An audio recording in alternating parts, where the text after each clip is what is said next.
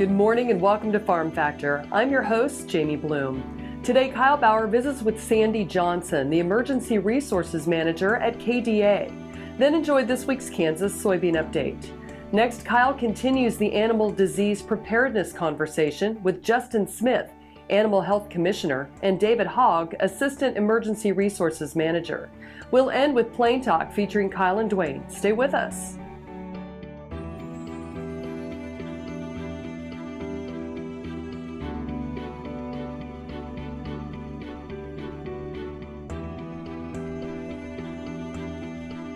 Closed captioning brought to you by Ag Promo Source. Together we grow. Learn more at agpromosource.com. This segment brought to you by Kansas Grain Sorghum. Growers working together. Find out more at kansasgrainsorghum.org. Welcome to Farm Factor. Up first, Kyle Bauer visits with Sandy Johnson about exercising our response plan when it comes to animal disease threats in the state. Hi, this is Kyle Bauer visiting with Sandy Johnson. She's Emergency Management Coordinator for KDA. I have sat through a project that they have been doing for a number of years here in Manhattan, if you will, planning for that very bad day when something catastrophic could happen to the herd of Kansas and its livestock. Yeah, we've been working on this since I've been in state government, actually, but over the years, we do an exercise every year in December to test our plans and SOPs, our procedures for what we would do in response to an outbreak of foot and mouth disease in North America. We start with an outbreak. Sometimes we start it here, sometimes we start in another country or another state, but we know if it happens on the continent, we are not just going to sit here and wait for it to get here. So a lot of the work we're doing is to mitigate the effects if it gets here or when it gets here, and to work with producers to help them prevent from getting it in their herds as well. Your first exercise was in 2009, but then you had kind of a skip to several years. There was a reason why you had to skip several years after 2009. In 2009, we did an exercise with the Midwest Partnership in Oklahoma on a checkpoint drill. So we learned a lot. Unfortunately, we learned so much, and so many things happened in those intervening 4 years. It took us until 2013 to have another exercise. But we had, changes within state government where animal health as a department was absorbed in the KDA. We had our move from Topeka to Manhattan, so we were looking at how does that affect our relationship with other state agencies. We learned a lot in the exercise in 2009 that just took us a long time to resolve in a way that was worth testing again. And now it's truly an evolutionary project. As I sat through the meeting today, we're talking about small details that could mean a lot on that day, but trying to identify every possible problem. Exactly. And if you're doing it I'd much be rather doing it today, when I'm comfortable, I have lunch, I have all the right people sitting at the table, than during an outbreak or something bad happening where there's a lot of stress, all the right people aren't there. I mean, for us to talk through a problem and take a couple hours is so worth it, because in an outbreak, we can do it in 5 minutes because we've already done it. And we've seen that every year with our exercises. Things happen much quicker. There was more than 100 people in that room, and every one of those people had a vested interest or were probably going to be called on in case some sort of emergency like this happened. Yes. So our team is more than half the agency. So all the employees that work here, they volunteer to do this. They're not required to by their supervisor or anyone. So that's awesome that we have such a great team here at the department. Our partners and other state agencies have always supported us at KDOT, the Highway Patrol, KDHE, the other state agencies. I mean, we definitely have, and a lot of that is because we've done this so many years in a row. They know their roles, they're comfortable with it.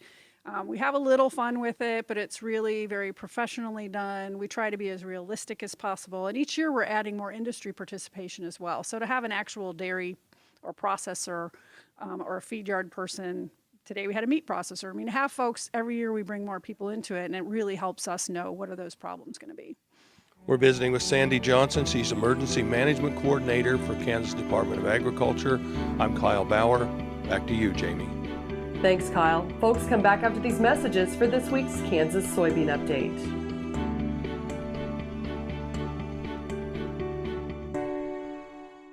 KFRM is one of the largest farm radio stations in the nation, dedicated to informing and entertaining rural listeners from northern Oklahoma to southwestern Nebraska.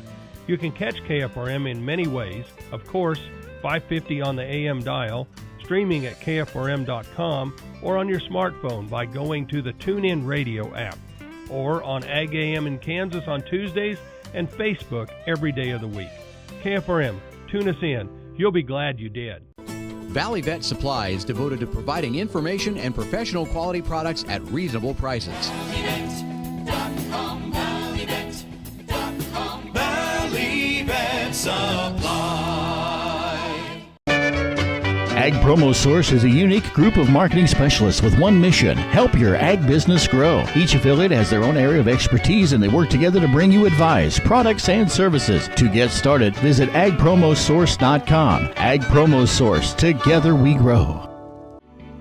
This segment is brought to you by the Kansas Soybean Commission, the Soybean Checkoff, progress powered by Kansas farmers.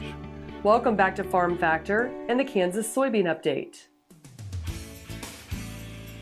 This is the Kansas Soybean Update. It's brought to you by the Kansas Soybean Commission, the Soybean Checkoff, progress powered by Kansas farmers. Carrie Ebert is joining us. She is one of the co-chairs for the upcoming 2018 Women Managing the Farm Conference. Carrie, the month of February is coming up on us for that annual Women Managing the Farm Conference. We're really excited. The program is coming together for February. We've got a very good lineup of keynote speakers and breakout sessions for this year's conference that will start with some couple of pre-conference sessions on February 14th that are optional, and then we will start the full conference on Thursday morning, and we'll run all day Thursday, the 15th of February, and until right after lunch on Friday, the 16th. And it will be at the Hilton Garden Inn in Manhattan. And this year's focus is maximizing my influence, farm, community, and consumers as well. We have a tremendous committee of women and some men who get together and help plan this. It's a great team of ag associations and individuals. Based on, all of our observations from the last few years, that was a topic that really resonated with folks was, maximizing our influence. We know that women have an influence, that agriculture has an influence, but we also know that with more and more folks being further and further removed from the farm, that women farmers are not the average person in the United States. So we've carved out a few days to learn and to focus just on women and issues that relate to farming in general. It's not just women's issues, it's the entire gamut of farm issues from production to consumption. Now, there's an early bird registration that people can sign up for? So through the 15th of December, we'll offer a $140 early bird registration after the 15th, so starting the 16th of December and through the 2nd of February, the regular registration rate is $160. So you can save $20 if you register early. All of this information is available at our website, and it's all one word, womenmanagingthefarm.com. And there's a Facebook page. Type in Women Managing the Farm. And the dates, once again, February 15th and 16th, with a couple of pre-conference dates on February the 14th for the Women Managing the Farm Conference at the Hilton Garden Inn in Manhattan. That is Carrie Ebert, who serves as one of the co-chairs for the 2018 Women Managing the Farm Conference. She's been our guest on the Kansas Soybean Update. It's brought to you by the Kansas Soybean Commission. The Soybean Checkoff, progress powered by Kansas farmers. Learn more at kansassoybeans.org. For Kansas Soybeans, I'm Greg Akagi. Hope you enjoyed this week's Kansas Soybean Update. Stay with us after the break for more with Kyle Bauer and Animal Health Commissioner Dr. Justin Smith.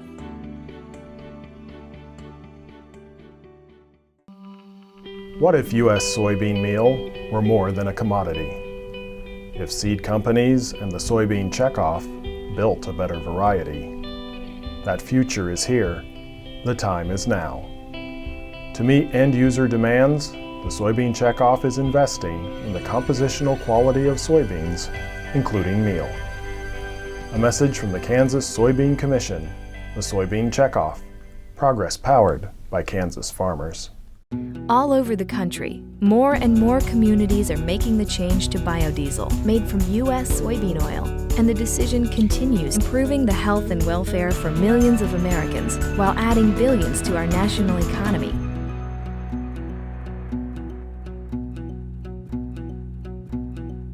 What does a brighter, more sustainable future look like in our cities and towns? And how do we get there? When New York needed an alternative fuel source to reduce carbon emissions, the city found what it needed in biodiesel made from U.S. soybean oil.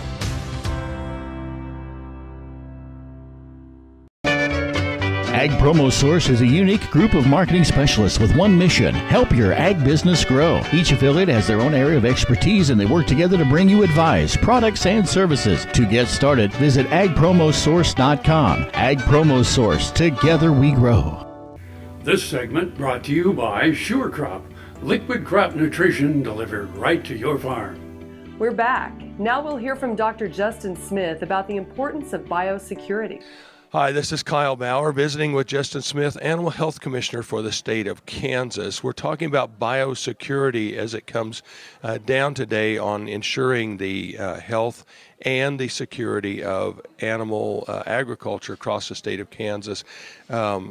Justin, tell us why that is important and what we're trying to accomplish as a regulatory agency or a state government. Sure, Kyle. So biosecurity is basically a term we use to develop mechanisms that you can do to protect your own farm and to protect your own animals. And so basically biosecurity can be something that can be applicable to the farm itself as well as to the state. And so in the realm of an animal disease component as we consider our state, the biosecurity realms that we have for our state as some of the movement components and some of the documentation and the inspection by accredited veterinarians on making sure these animals are free of disease when they do move across the state. In the realm of your own farm facilities, it's highly important that you know where you source your animals from, what they may have been exposed to, and then what you can do on your farm to mitigate the spread if there is something there, whether it be isolation processes of new animals coming into your facility, as well as cleanliness and disinfection of the premises that these animals routinely have contact with. As I sat through the meetings today, I am impressed with how much the state is aware that it's not just raising healthy animals, but it's being able to sell and the speed of commerce and to keep that flowing as a regulatory agency and yet keep all the animals safe and the proprietors safe and the industry safe. Most definitely. We know that the animal agriculture is a vital part of our economic viability. And so just because we can raise them, we have to be able to move the product and sell them. And so that opportunity is there for us to develop biosecurity, develop processes that's going to make sure that we can continue that in the face of an animal disease outbreak. And truly, you don't know whether that is in chickens or cattle or hogs. Most definitely, and the thing is a lot of our diseases do cross species, but there are some that's pertinent just that species at all. So we have to be vigilant on all aspects and all species out there. Kyle Bauer from Kansas Department of Agriculture. This is Kyle Bauer reporting. Back to you, Jamie. Thanks, Kyle. Come back after the break for more from Assistant Director of Emergency Resources Management, David Hogg. Soil is the life of a farm, and for 25 years, Sure Crop Liquid Crop Nutrition has helped growers produce abundant quality crops while preserving and improving the soils they steward. Sure Crop offers complete soil and plant analysis with cropping recommendations, delivery direct to your on-farm storage, and quality crop nutrition custom blended for your field. Choose Sure Crop for the assurance of excellence for your soil. Call today or visit their website for more information. Next time you see a beautiful field of corn, reach out and thank the farmers who work tirelessly to raise corn for livestock feed, renewable fuels, and exports to feed a growing world population. The farmers on the Kansas Corn Commission work for Kansas Corn with grower-funded checkoff dollars that support foreign and domestic market development, research, promotion, and education to expand opportunities for Kansas farmers. To learn more, visit kscorn.com. Tarwater Farm and Home has been family owned and operated since its beginning in 1978. What you need for farm and agriculture, lawn and garden, clothing and footwear, and so much more. You'll be surprised at what you'll find in this huge store. They have what you need and lots of it. So come take a look. You'll discover that customer service is first and foremost. Always has been with the Tarwaters. Tarwater Farm and Home, 4107 North Topeka Boulevard. Hi, I'm Tim. This is my wife, Kat, my parents, Jerry and Linda, and my kids, Isaac and Lizzie. My parents traded their first careers to take over my mom's family farm shortly before I was born. When I graduated high school, my parents made me leave to see the world. I started on the corporate track, but soon wondered what farm life might really be like. Watch our story and the stories of other young Kansas food producers at kansaslivingmagazine.com/meetafarmer. This segment brought to you by Kansas Farm Bureau, the voice of agriculture. To join today or more information, go to kfb.org or find us on Facebook and Twitter. Welcome back to Farm Factor with Kyle Bauer and David Hogg. Hi, this is Kyle Bauer, visiting with David Hogg. He's Assistant Emergency Management personnel with the state of Kansas. One of the things when it comes to emergency management relies on volunteers, and part of your job is try to recruit those folks. Absolutely. You know, we know that in a major incident, there aren't enough of us around the state. And so in some kind of an incident across the state, whether it's a foreign animal disease event or a natural disaster, anything that really impacts agriculture, we're looking for folks that would like to come on board and help us respond and then recover to that event. What sort of jobs would these volunteers be doing? There's really a wide range. We have 23 positions that we've identified, anything from animal handling, cleaning and disinfecting, to more office type things with communication specialists, finance and administration. It's really up to the individual of what their background is, what they're interested in, and what they feel comfortable doing. And these folks probably would likely not have to travel far. Correct. Really our goal would be to have volunteers in every county in the state. The goal is always to keep them as close to home as possible. If that's here in Manhattan or if it's anywhere from Donovan County to Gray County, we want to keep people as close to home as possible. And of course, I assume there would be some training involved. There are. We do one-day training workshops across the state. There's also an opportunity to do some training online. And it depends on kind of what your position is, what you're wanting to do. But then there's some things that are just sort of universal, that we want everyone to kind of be on the same page with incident management. This age, from what you've described, I would think it would take a person that had really quite a lot of experience in life, but not necessarily. No, really it's about the willingness to be useful. It's a willingness to really serve the industry and really just a love for agriculture in Kansas. It's really who we're looking for. If you could have anything you wanted, how many volunteers would you have in your bank? We would love to have a few hundred, honestly. The goal is at least one per county, but we would love to have 200-300, just knowing that in a major event, we're going to need a lot of folks. So if people want to at least inquire more, how might they do that? They can go to our website. It's agriculture.ks.gov, and then / and then the letters are KAERC. It stands for Kansas Agriculture Emergency Response Corps. They'll have, that's the easiest way to find information about what we're doing. Now, what you're doing, though, is that through the Kansas Department of Agriculture? We're at a meeting today in KDA, but are you through KDA? Yes, this is a program sponsored by KDA. People that become volunteers will be responding under the authority of the Secretary of Agriculture. And we actually have the opportunity to make people temporary part-time state employees if they're activated in a major incident. And this allows us to give people protection with workman's comp, liability, and even to potentially reimburse them for their time for volunteering. We're visiting with David Hogg. He's Assistant Director of Emergency Management for the Kansas Department of Agriculture. Back to you, Jamie. Stay with us. We'll be back after the break with Plain Talk. The Kansas Wheat Innovation Center in Manhattan is rediscovering ways to get improved varieties and new genetics in the hands of farmers faster. Grower-led and checkoff-funded research initiatives are bringing about positive change. This grassroots leadership provides a strong voice in Topeka and Washington, D.C. Now is the time to partner with Kansas Wheat in moving wheat forward. Kansas Wheat Commission and Kansas Association of Wheat Growers. Farmers investing in their future and yours. Log on to rediscoverwheat.org. Valley Vet Supply is devoted to providing information and professional quality products at reasonable prices. ValleyVet.com, ValleyVet.com, Valley Vet Supply. Grain sorghum is one of the most important cereal crops worldwide, and Kansas leads the nation in its production.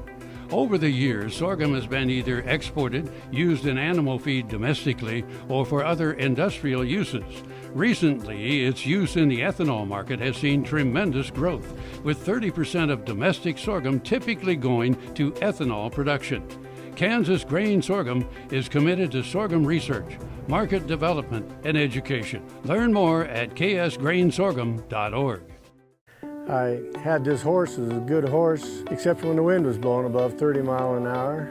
Wind was blowing about 35, 40, and I saddled him up, rode him out to the end of the lane, and I thought, well, he's doing pretty good. And about 6 jumps later, I was laying on the ground and thinking, boy, my shoulders sure hurt. I kept waiting, and it didn't get better, and so I went to an orthopedic surgeon, and that showed that I had torn rotator cuff. And said, well, I have to do surgery. I farm and ranch by myself. This is not going to work out very well. I'd been sleeping in my recliner for about 2.5 years because it hurt too much to sleep in bed on my side. I'd heard about Kansas Regenerative Medicine Center on the radio. Gotten down there at 8 o'clock in the morning, and by 11:30 the procedure was all over. They just took some fat out of my side here and spun that down for about 45 minutes and then injected it in my shoulders, and I was on my way. It's something you don't hear about, but I thought it was worth a try, and I'm really pleased. It's really worked out well for me. This segment brought to you by Kansas Corn. Learn more at kscorn.com. Welcome back. Now let's see what Kyle and Duane are up to on Plain Talk. Hi, this is Kyle Bauer with Plain Talk with Duane Toews. Kyle Bauer, your fact or fiction question of the day. According to the Code of Hammurabi, bartenders who watered down beer were to be executed by death. Executed by death, other than executed by life. Where they were put punished, to death. Punished with execution. Code of Hammurabi. Hammurabi. You know, to me, that sounds like an African word, and I don't think about Africa as being a big beer place. On the other hand, I don't think you're sharp enough to make that up, so I'll go with true. It does say it's true.